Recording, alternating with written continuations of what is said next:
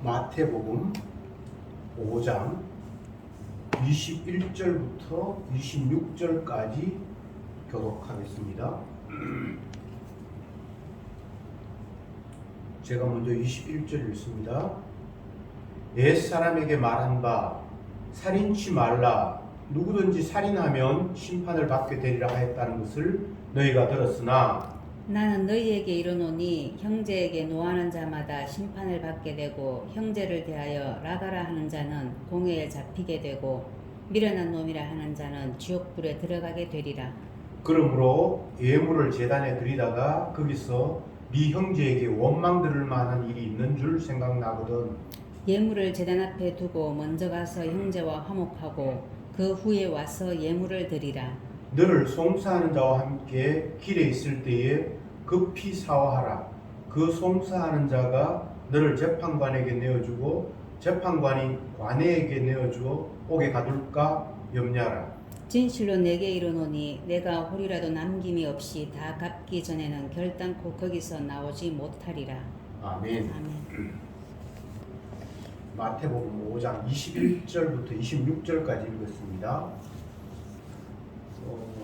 26절에는 살인하지 말라라고 옛날에 율법이 주어졌는데 살인하면 심판받는다라고 율법이 주어졌는데 나는 이렇게 말한다라고 말씀이 전개되고 있습니다. 예수님이 앞부분에서 17절에서 내가 율법을 폐하러 온 것이 아니라 완전케 하려고 왔다라고 말씀하심으로 말미암아 유대인들의 그 마음속에 품고 있는 의문, 예수님이 뭔가 말씀을 하시는데 이 말씀의 내용이 구약의 모세에게 하나님께서 주셨던 그 율법의 내용과는 다른 식으로 접근을 하고 해석을 하는 것 같이 느껴진 거죠. 그러니까 이상하다. 이 사람이 하나님의 아들이라고 말하면서 하나님께서 주신 율법, 모세에게 주신 율법과는 뭔가 다르게 이야기를 하네. 그리고 이 사람이 완전 율법을 개무시하나? 이런 의심이 들 수밖에 없도록 이미 상황이 조성되었는데 그렇게 해서 마음속으로 이 사람이 진짜 하나님의 아들이 맞나? 라고 의심하고 있는데 그들에게 내가 율법을 폐하러 온 것이 아니라 완전케 하려 하고 왔다 라고 이렇게 말씀을 하시고, 오늘 말씀에서 보면 옛사람에게 말한 바 살인치 말라 누구든지 살인을 하면 심판을 받을 것이라고 되어 있는데 나는 이렇게 이야기한다고 하면서 그 모세가 받은 율법 그 당시의 내용과는 다른 이야기를 또 하기 시작을 하는 겁니다. 이 말씀을 해석하기 이전에 이런 이야기를 제가 좀 해보겠습니다. 우리가 길을 가다가 멋있는 집을 발견했어요. 대문도 멋있고 건물도 멋있고 마당도 넓은 것 같고, 그런데 아무리 멋있고 화려하고 좋아 보여도 내 집이 아닌데 그 집에 함부로 들어갈 수는 없잖아요. 만약 함부로 들어간다면 주인의 허락 없이 내가 가고 싶어서 살고 싶어서 들어간다면 그건 주거 침입죄가 되겠죠. 제가 어떤 말씀을 드리려고 하는가 하면 우리가 죄인인 인간이 천국에 가려고 마음을 갖는다는 거죠. 천국의 주인 되시는 분이 우리를 허락하시거나 초청하시거나 부르면 주거침입죄가 성립이 안 되는데 주인이 부르지도 않았는데 그냥 천국은 너무나 좋은 곳이다라고 생각을 하니까 무작정 내가 어떤 수를 써서라도 천국에 가야 되겠다라고 생각하는 그 자세, 마음가짐, 그건 용납되지 않는 겁니다. 주인의 허락 없이는 결코 갈 수 없는 나라가 천국입니다. 그리고 또 이런 말씀을 제가 드리겠습니다.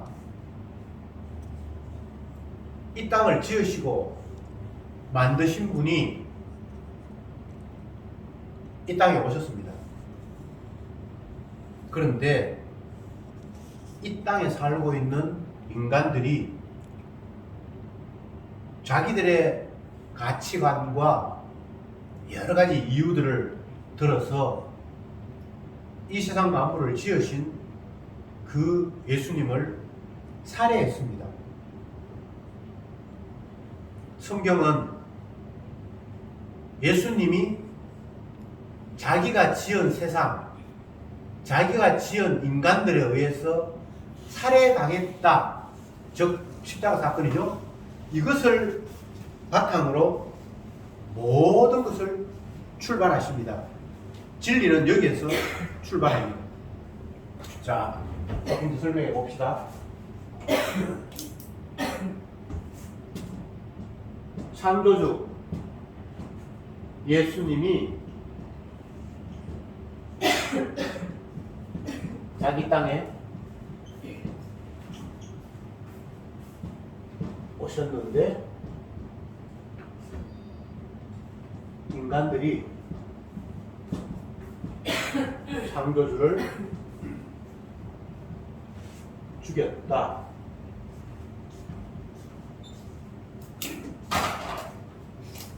이게 십자가 사건입니다.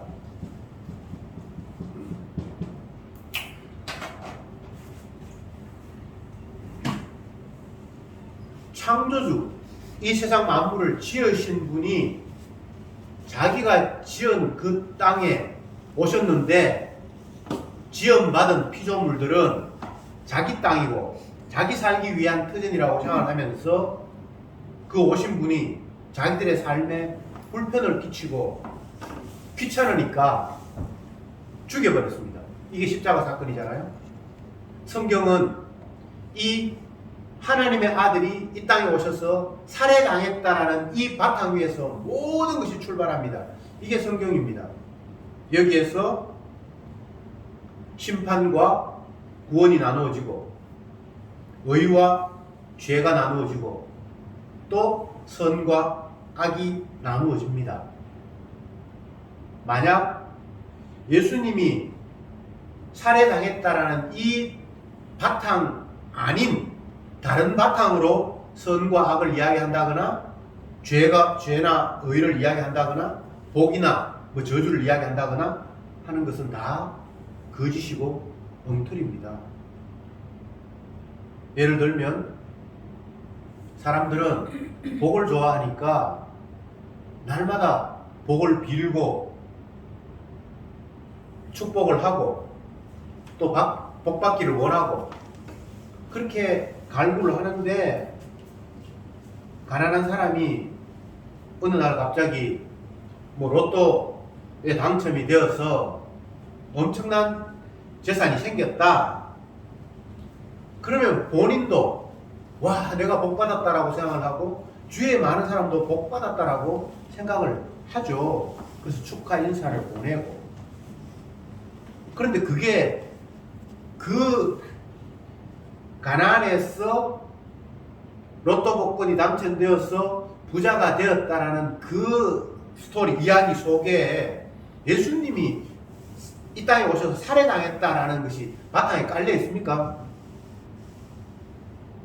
전혀 그런 게 없잖아요.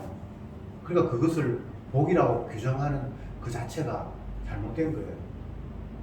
다른 예를 들어볼게요. 어떤 사람이 공무원이 되어서 열심히 직장 생활을 했는데 2년 만에 처음에 출발하는 게 국어 공무원이었는데 2년 만에 8급으로 진급을 했다. 그런데 동료들 가운데 아무도 진급하지 않았는데 혼자 진급을 했다. 그럼 많은 사람들이 그 진급한 사람을 부러워하고 본인 스스로 너무 뿌듯해하면서 집에 돌아가서 부모님께 자랑하고 또 친구들에게 자랑하고 그러면 많은 사람들이 그 소식을 들으면서 축하한다 그러고 복받았다 그러고 뭐 여러 가지 이야기들이 오고 갑니다. 근데 과연 그 국어 공무원이 2년 동안 열심히 일을 해서 8급으로 진급했던 것, 다른 동료들은 아직 진급하지 못했는데 본인이 진급했던 그 상황을 복이라고 했던 근거가 어디에 있는가? 그게 예수님이 살해당하신 십자가 사건의 근거를 두고 있는가? 전혀 거기에는 십자가가 없잖아요. 그게 복이 아닌 거예요. 그럼 반대로 해봅시다. 어떤 사람이 공무원이 됐는데 열심히 일을 했어요. 그런데 2년째 합격하는 것은 물론 진급한 건 물론 안 됐고 3년 돼도 안 됐고 4년째가 됐는데 동료들은 다 진급을 했는데 본인이 또 4년째 진급해서 누락했다. 그러면 본인은 뭔가 지금 저주받았나? 라고 생각할지 모릅니다. 근데 과연 그것이 저주일까요? 그게 십자가의 바탕을 둔 개념이라면 그렇게 말할 수 있겠지만 전혀 십자가하고 상관이 없기 때문에 그것을 저주라고 말하는 것 자체가 수능틀입니다. 이 땅을 살다 보면 평온하게 잘 지내고 아무 문제 없다가 어느 날 갑자기 사건이 발생하고 어려움에 처하기도 합니다. 교통사고를 당하는 사람이 있고 병원에 갔는데 갑자기 암이라는 그런 평가를 받기도 하고 또 건강하게 잘 지내던 자녀가 어느 날 갑자기 어떤 문제가 발생해서 심각한 상황이 오고 근데 이것을 저주라고 말할 수 있는가? 저주를 이야기하든 복을 이야기하든 무엇을 이야기하든 그 바탕에는 예수님이 살해당했다라는 것이 근저에 깔려 있어서 그것을 기준으로 해서 뭔가를 말하면 그게 진리가 되는데 십자가 없이 뭔가를 평가하고 말하면 그것은 다 거짓이 되는 것이 하나님의 말씀입니다.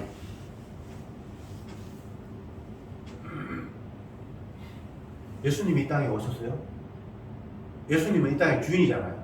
근데 인간들은 예수님을 주인이라고 생각하지 않고 자기 자신이 주인이라고 생각을 하잖아요. 그러니까 내가 주인인데 누가 와서 주인도 아닌 자가 와서 내 이 안정된 삶의 터전을 흐트리고 괴롭히고 방해를 하니까 그걸 제거해버린 사건이 십자가 사건이잖아요.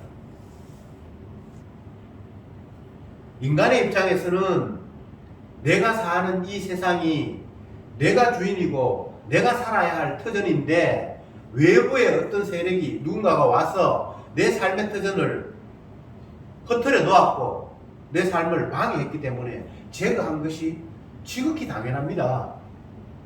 그래서 예수님을 죽인 거예요. 그런데 창조주의 입장에서는 자기가 만든 세상, 자기가 만든 인간들에 의해서 본인이 창조주가 만드신 그분이 살해당하고 죽임을 당했단 말이죠. 그러니까 예수님의 입장에서는 창조주의 입장에서는 예수님의 살해당함은 이 땅에 있는 모든 피조물들이 엄청나게 완악한 죄악을 저질렀고 이 땅은 주님으로부터 분노를 당해서 마땅히 심판받아야만 된다라는 상황이 확정이 돼버린 겁니다. 창조주를 살해한 피조물, 창조주 하나님을 배척해버린 세상, 하나님의 관점에서는 심판의 대상이 될 수밖에 없는 겁니다. 우리가 이 세상을 바라볼 때에 십자가를 바탕으로 바라보면 나는 예수님을 십자가에 못 박아 죽인 자이다. 그래 나는 마땅히 심판받아야 된다. 그리고 예수님을 배척해버린 이 세상은 주님의 불심판이 떨어지는 게 당연하다라는 해석이 십자가를 바탕으로 한 제대로 된 해석입니다. 그런데 십자가를 떼버리면 어떻게 세상을 읽을 수 있고 나 자신을, 인간들을 읽을 수 있습니까? 내가 어떻게 태어난지도 모르겠어요. 그냥 부모님에 의해서 나는 이 땅에 태어났고 이 세상이 어떻게 생긴지도 모르겠어요. 뭐 빅뱅이 어떻게 해서 어떻게 만들어지고 아메바가 어떻게 해서 그건 다 그냥 개소리고 착각에 지나지 않고 그냥 한번 그렇게 상상해 본 거예요. 그 누구도 이게 확실하다라고 말할 수도 없고 그걸 인정하지도 않습니다. 여러분들은 아메바가 변해서 아니면 원숭이가 변해서 내가 됐다라고 그렇게 믿습니까? 그냥 그렇게 믿고 싶은 사람이 있을 뿐이에요. 뭐 대폭발이 일어나서 지금 오늘날 이 모양의 지구가 형성이 되었다. 뭐 믿을 사람 믿을지 모르지만 그게 과연 신빙성이 있는 이야기입니까? 엄밀히 따지면 몰라요. 내가 이 땅에 태어난 이유도 모르고 이 세상이 어떻게 만들어진지도 모르고 그런 거 따지면 복잡해요. 단 확실한 게 있어요. 내가 분명히 지금 여기에 있다는 거, 살아있다는 거, 그리고 내가 존재하는 이 공간이 있다는 것, 이건 확실해요. 그러니까 여기서 생각할 수 있는 지점이 뭐고 하면 이왕 살아있는 거 기분 좋게 행복하게 즐겁게 살면 되지. 이게 인간의 진리예요. 이왕 살았는 거 부자로 살면 좋고 가난하게 병들게 그렇게 초라하게 살지 말고 넉넉하게 건강하게 살면 좋고 이게 인간들의 진리잖아요. 그래서 여기에서 가까워지는 것은 복이라고 생각하고 멀어지는 것은 저주라고 생각하는 거예요. 인간들은 십자가와 아무 상관이 없습니다. 그러니까 이게 얼마나 웃기는 거예요. 이제 본문을 봅시다. 1절에 옛사람이 말한 바 살인치 말라 누구든지 살인하면 심판을 받게 되리라 하였다는 것을 너희가 들었으나 옛사람은 모세가 율법 받았을 때 그때 옛사람이고 그 모세 율법을 들었던 이스라엘 사람들은 다 조상들이고 옛사람들이잖아요. 살인치 말라 누구든지 살인하면 심판을 받는다. 이게 그 당시에 주어진 하나님의 말씀이었잖아요. 그러면 그 당시 하나님 말씀이 오늘날 세월이 지났지만 그게 하나님 말씀인 것은 변하지 않잖아요. 근데 예수님이 뭐라고 이야기합니까? 22절에 나는 너희에게 이르노니 형제에게 노하는 자마다 심판을 받게 되고 형제에 대하여 라가라 하는 자는 공회에 잡히게 되고 미련한 놈이라 하는 자는 지옥불에 들어가게 되리라. 하나님이 모세에게 옛날에 주셨던 율법의 내용은 살인을 하면 심판받는다, 죽임당한다 라고 얘기를 했는데 예수님은 살인은 이야기하지도 않고 형제에 대해서 화를 내는 사람, 형제에 대해서 욕하는 사람, 형제를 미련하다고 멸시하고 깔보는 사람은 지옥불에 들어간다. 이건 내용이 차이가 나도 너무 나는 거예요. 한번 다시 정리해 봅시다.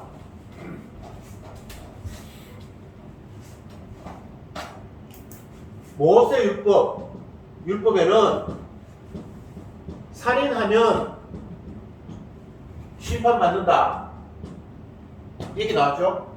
근데 예수님은 형제를 미워하거나 노하거나 멸시하거나 하면 지옥 간다. 이게 내용이 같습니까? 다릅니까? 살인하고 미워하는 거하고 다르잖아요. 살인하고 욕하는 건 다르잖아요. 근데 예수님은 그게 그거라는 거예요. 그러니까 이게 얼마나 심각한 이야기입니까?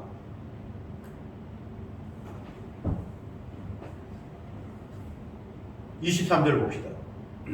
23절 그러므로 예물을 제단에 드리다가 거기서 네 형제에게 원망들을 말하는 일이 있는 줄 생각나거든 예물을 제단 앞에 두고 먼저 가서 형제와 화목하고 그 후에 와서 예물을 드리라. 너희를 송사하는 자와 함께 길에 있을 때에 급히 사와라. 그 송사하는 자가 너를 재판관에게 내어주고 재판관이 관에게 내어주어 옥에 가둘까 함이라. 살인이라는 주제를 가지고 예수님께서 이야기를 하는데 예수님은 형제를 미워하고 형제에게 화를 내고 욕하고 멸시하면 지옥 간다. 그러니까 너희들은 하나님 앞에 뭐 예물 드릴 오늘 안식이 되었으니까 하나님 앞에 나가서 예물 드려야 된다. 뭐 이런 생각을 한다가도 네가 형제에 대해서 노했다거나 화를 내게 했던 것이 생각이 나거든요. 하나님 앞에 안식을 나가서 예물 드리는 것 우선 중단하고 먼저 형제에 가서 미워하고 했던 걸 화해하고 이제 미움이 없도록 먼저 하고 난 뒤에 예물을 드려야만 그 예물의 효과가 있다는 겁니다. 그러니까 이 이야기는 하나님 섬기고 하기 이전에 이미 형제에게 네가 문제를 일으켰고 분노를 했고 멸시를 했고 형제를 화나게 했다면 네가 지옥불에 들어갈 상황이 됐으니까 빨리 그 문제 해결하고 그 예배를 드리든지 하나님 앞에 기도를 하든지 해야 된다는 거예요. 그러니까 이 이야기 이 당시에 유대인들이 들었을 때에 그들이 받았을 충격과 그 어떤 당황함이 어땠을까를 여러분이 한번 생각해 볼 필요가 있겠죠. 어떻게 했어요? 그들은 나름대로 하나님 앞에 안식일 지키고 구제하고 11조하고 기도하고 열심히 했습니다. 근데 예수님께서 내가 하나님의 아들이라고 하면서 아버지의 뜻은 이런 거야. 너희들이 생각하는 거 지금 완전히 오해야. 라면서 던졌던 이야기가 예배, 기도 웃기고 있네. 형제를 향해서 미워하면서 멸시하면서 무시하면서 화나게 하면서 하나님 앞에 뭔가 잘해서 네가 복을 받고 천국 가겠다고? 개뿔. 그런 일은 결코 일어나지 않아. 예수님께서 지금 이렇게 이야기했단 말이에요. 다시 정리를 하면 남을 죽여서 심판받는다고 너희들이 생각하지. 그게 아니라 남을 미워하면 그게 지옥 갈 죄악이야 라고 예수님이 이야기했단 말이에요. 그러면 이 말씀을 듣고 있는 예수님의 말씀을 듣기 위해서 몰려들었던 사람, 지금 여기 산상수훈이 계속 진행되고 있잖아요. 예수님이 산에 올라가 앉으시니 사람들이 그 앞에 나아온지라 이렇게 해서 지금 말씀이 계속 진행이 되고 있잖아요. 이들은 나름대로 천국을 사모하고 있고 모세 율법을 사모하고 있고 율법대로 살려고 하고 천국이 있으면 천국 가야 된다라는 그런 간절한 마음이 있어서 주님 앞에 몰려왔는데 정작 그들에게 주님께서 하신 말씀은 너희들은 천국 못 가. 지옥불에 떨어져야 합당해. 이런 이야기를 지금 계속해서 쏟아내고 계신단 말이죠. 예수님이 죽임당한 이유를 이제 좀 실감하시겠습니까? 정말 예수님의 말씀은 한마디 한마디가 인간들의 그 아픈 곳을 콕콕 찌르는 식의 내용들로 속히 담겨 있어요. 단 한마디도 그냥 흐트러 그냥 흘려 넘길 수 있는 그런 내용들이 아니에요. 아주 기분을 거슬리고 콕콕 찌르는 그런 말씀으로 소복이 쌓여 있어요. 여기서 로마서 9장을 잠깐 보고 넘어가겠습니다. 9장 30절부터 제가 몇 절 읽어드리겠습니다. 30절 그런즉 우리가 무슨 말 하리요? 의를 쫓지 아니한 이방인들이 의를 얻었으니 곧 믿음에서 난 의요. 의의 법을 쫓아간 이스라엘은 법에 이르지 못하였으니 어찌 그리하뇨? 이는 저희가 믿음에 의지하지 않고 행함에 의지함이라. 부딪힐 돌에 부딪혔느니라. 기록된 바 보라 내가 부딪히는 돌과 거치는 반석을 시온에 두노니 저를 믿는 자는 두꺼움을 당치 아니하리라 함과 같으니라. 지금 이 말씀이 무슨 내용입니까? 율법도 모르는 이방인들은 의를 얻었고 율법 지킨다고 애썼던 이스라엘은 의에 이르지 못했다. 이렇게 이야기를 하는 거예요. 물론 모든 이방인들이 다 의에 이르는 것도 아니고 모든 이스라엘이 다 의에 이르지 못한 건 아닙니다만 전체적인 상황에서 의라고 하면 율법에 순종해서 의가 된다고 생각을 할 수밖에 없는데 율법을 아예 알지도 못하는 이방인이 주님 앞에 의롭다 함을 받는 사람이 생겼고 또 날마다 율법 지킨다고 의롭게 행하려고 발구덕 치는 사람들이 결국은 예수를 못 박아 죽였으니까 의에 이르지 못한 꼴이잖아요. 이게 걸림돌이라는 거예요. 부딪힐 돌에 거치는 반석에 넘어지게 하는 하나님의 일이었다라고 말씀을 하시는 겁니다. 이 부분을 이제 잘 생각하면서 다시 본문을 기억해야 됩니다. 율법은 하라 하지 말라 라는 내용이에요. 그런데 거기에서 첨가해서 하면 복을 받고 못하면 주술을 받는다라는 내용입니다. 그런데 로마서에서 제가 방금 읽었던 그 내용은 9장 30절부터 내용은 율법을 알지도 못하고 받지도 못하는 사람은 의에 이르렀고 율법 받아서 그 말씀대로 복 받으려고 예를 쓴 사람은 의에 이르지 못했다는 거예요. 이제 여기에서 우리가 심각함을 깨달아야 됩니다.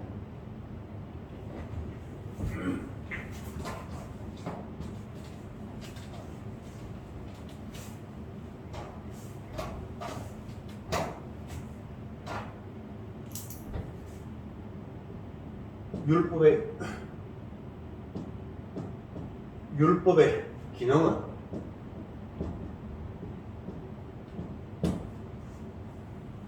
우리가 생각할 때에 구약에 하나님께서 율법을 주시면서 지키면 복 받는다, 안 지키면 저주다라고 얘기했을 때 율법의 기능은 우리에게 좋은 길을 하나님께서 제시하셨다. 이 길은 나쁜 길이고 이 길은 좋은 길이야 라고 길을 제시하셨기 때문에 우리에게 좋은 길을 찾으라고 주신 거야 라는 식으로 받아들일 수밖에 없잖아요. 그런데 로마서에서 말씀하시기를 율법 없는 자 이방인이죠. 이들은 의를 얻었고 율법 지키려는 자 유대인들입니다. 는 의에 이르지 못했다라고 역전의 현상이 지금 벌어진 것으로 이야기를 하고 있습니다. 이 말은 모든 이방인들이 다 의에 이르렀다거나 아니면 모든 이스라엘이 다 의에 이르지 못했다 이런 이야기는 아니고 전체의 상황이 이런 일이 벌어졌다는 겁니다. 그러니까 너희들이 생각하는 그 율법은 지금 뭔가 잘못 생각하고 있어. 로마서에서는 분명히 9장 30절 이후에 걸림돌, 그게 걸림돌이라는 거예요. 너희들이 율법을 줬는데 거기에 걸려 넘어지는 그런 역할들로 그것이 기능을 한다는 거예요. 이게 굉장히 중요한 겁니다. 근데 율법을 받은 유대인들은 그리고 예수님 당시까지도 모세 시대 때부터 예수님 당시까지 수많은 세월이 흘렀는데 그때까지도 율법이 하나님 주신 말씀이 걸림돌이라고는 아무도 생각을 못하는 거예요. 그게 걸려 넘어진다라고는 아무도 생각을 못하는 거예요. 원래 그런 기능이 있는데도 불구하고 지금 예수님은 걸림돌이 되도록 그들에게 말씀을 해석하고 있습니다. 형제를 미워한다, 욕한다, 형제를 화내고 형제를 화나게 하고 멸시하고 모독한다. 이게 어떻게 살인하고 똑같습니까? 살인하는 사람들은 심판을 받는다. 물론 살인하는 사람 죽이라고 돼 있어요. 그러니까 예수님께서 지옥으로 들어간다는 말과 똑같은데 살인과 형제 미워하는 거, 욕하는 거, 화내는 거는 완전히 종류가 다르잖아요. 그 아무리 율법을 이렇게 끼 맞추고 이해를 하려고 해도 이해할 수가 없는 거예요. 여기서 한 가지 더 제가 다른 설명을 해보겠습니다.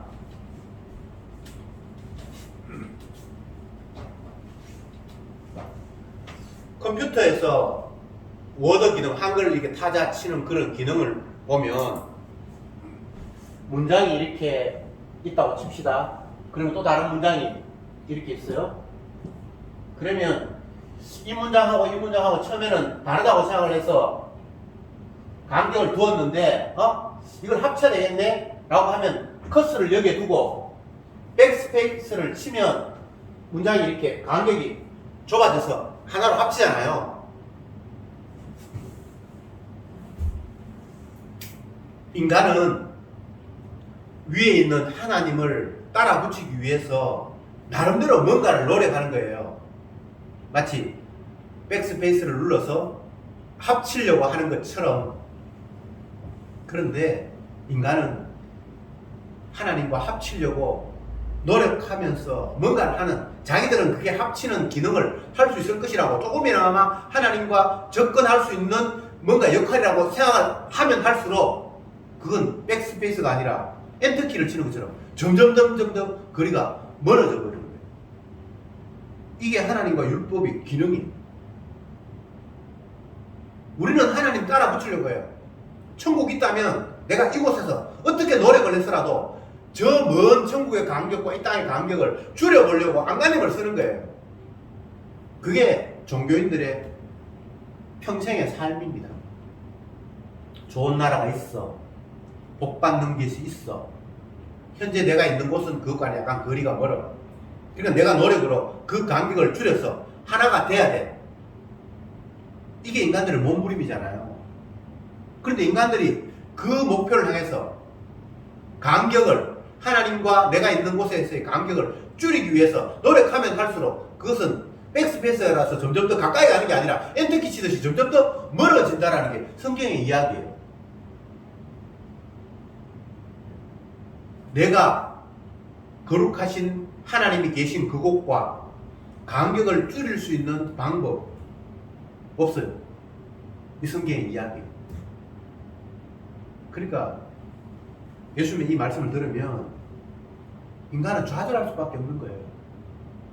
살인하지 말라. 살인하는 자는 지옥 간다. 이 이야기는 얼추 수용할 수 있어요. 안 죽이면 되니까. 내가 아무리 미워도 안 죽이고 참으면 되니까. 근데 예수님 말씀, 형제를 향해서 화를 내고 미워하고 욕하면 그게 지옥으로 떨어진다. 이거는 우리가 지킬 수 있는 능력이 없어요. 미우면 그냥 푹 생겨버려요.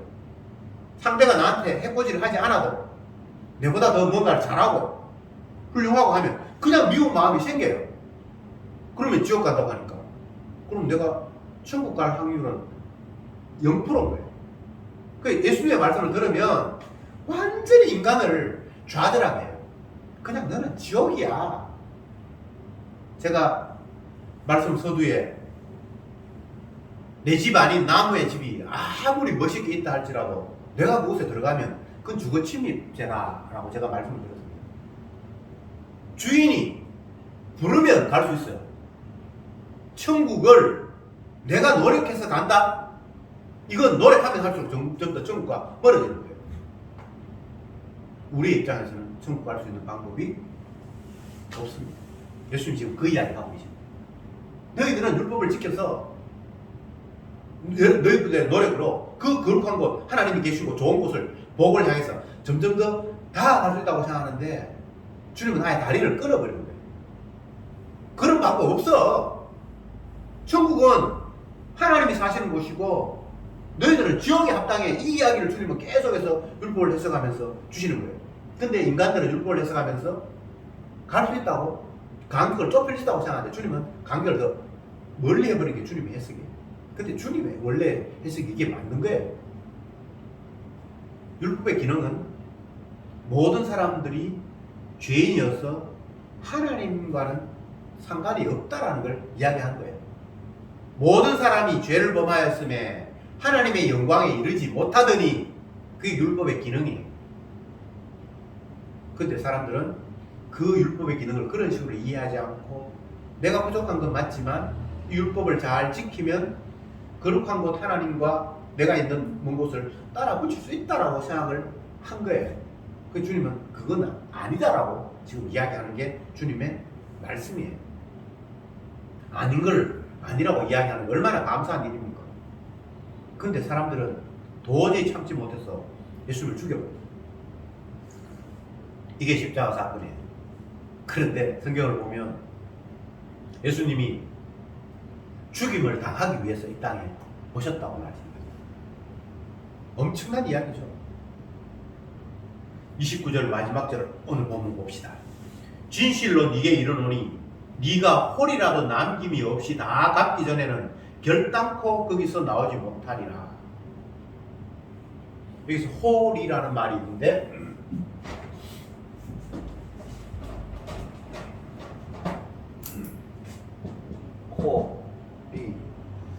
호는 길이를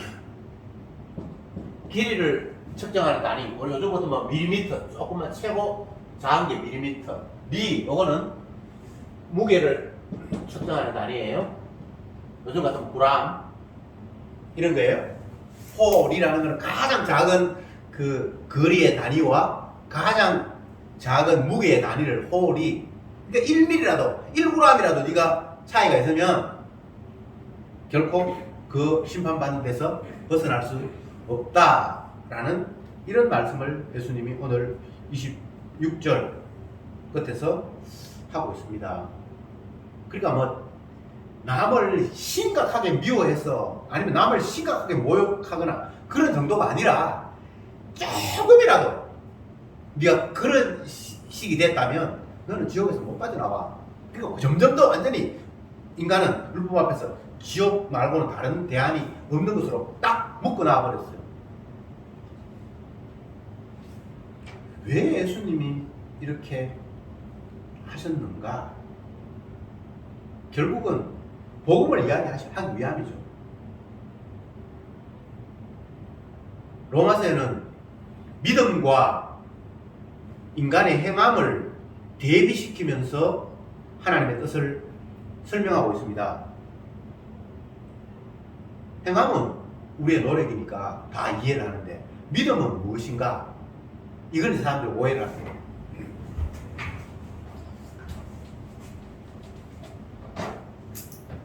믿음, 행함. 행함은 오해하지 않습니다. 우리의 인간의 액션이죠. 인간의 뭐 몸짓, 모든 게 다 행함이에요. 근데 믿음을 사람들이 어떻게 오해하는가 하면 내가 어떤 사실을 믿는 것을 믿음이라고 이야기하죠. 근데 그렇지 않아요. 이 믿음은 예수님의 행함을 인정하는 거예요. 이게 믿음이에요. 예수님이 십자가 못 박혀 돌아가셨고, 그리고 그 죽음은 나를 위해서 죽었다고 말씀하셨고, 그걸 믿으면 네가 용서받는다라고 주님께서 말씀하시니까 그래 내가 그거 믿을게. 이게 믿음이 아니고, 주님이 십자가 못 박히심으로 자기 백성의 죄를 사했구나. 그게 믿음이에요. 비슷한 것 같은데 달라요. 뭐냐 하면 믿는 것을 주체가 내가 믿어버리면 그게 행함이에요. 내가 믿을 수 있다고 내가 달라들면 그건 행함이에요. 그냥 믿음이 선물로 와요. 내가 믿으려고 한 것이 아니라 그냥 선물로 주어질 때에 그 선물의 내용은 결국은 우리는 계속해서 죄인으로 발각당하면서 내가 할 수 없는 것을 주님이 대신 십자가에서 저주받음으로 말미암아 우리를 사했구나 라는 식의 고백이 나오도록 하는 것. 그래서 믿음이 선물로 오면 내가 어떤 사실을 알고 그 사실을 인지하고 받아들일게 말게 뭐 이런 나의 선택, 그러니까 내가 능동적으로 할 수 있는 게 없고 그냥 일방적으로 우리는 당하는 거예요. 수동적으로 당하는 거예요. 마치 사울이 바울 되는 그 과정에서 내 판단과 상식과 경험들이 완전히 다 무산되고 부활하신 주님이 일방적으로 나타나셔서 나를 점령해버리는 그 사태, 그게 믿음이에요. 이렇게 오셨으니까 봐, 내가 죽었다가 살아났잖아. 너 믿을래 안 믿을래? 예, 믿을게요. 이렇게 해서 믿는 게 아니고 인간의 의지로 수용하거나 하는 게 아니고 일방적으로 주님께서 그를 그 상황 속으로 몰아 넣어버렸을 때 그게 믿음이고 그건 행함이 아닌 겁니다. 이제 말씀을 정리하겠습니다. 예수님은 자기 자신이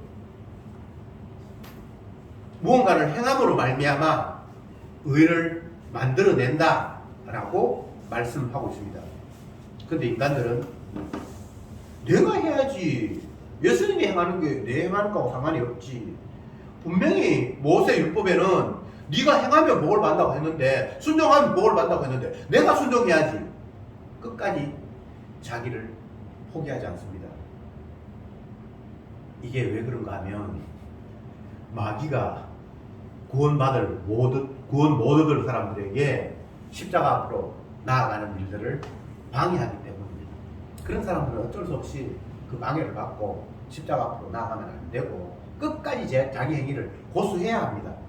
그러나 택한 백성들은 내 행위로 구원을 얻을 수 없다는 사실을 깨닫게 되고 주님께서 하신 일을 받아들이게 되고 그 주님을 찬송하게 되는 것, 이게 주님이 알과 족정이를 나누시는 방법입니다.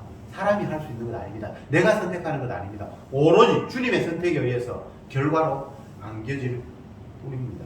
오늘 이 말씀은 우리에게 다시 한번 그 사실을 명확하게 나누고 있습니다. 기도합시다. 주님, 오늘 이 시간도 저들에게 살인하지 말라는 그 율법을 놓고 주님이 풀어주셨던 그 해석을 다시 한번 생각해 보았습니다. 하나님의 말씀은 내가 순종해서 복을 받을 수 있다라는 그런 망상, 그것을 깨트려야 되는데 우리는 그런 망상을 계속해서 깨트리지 못하고 붙잡고 있습니다.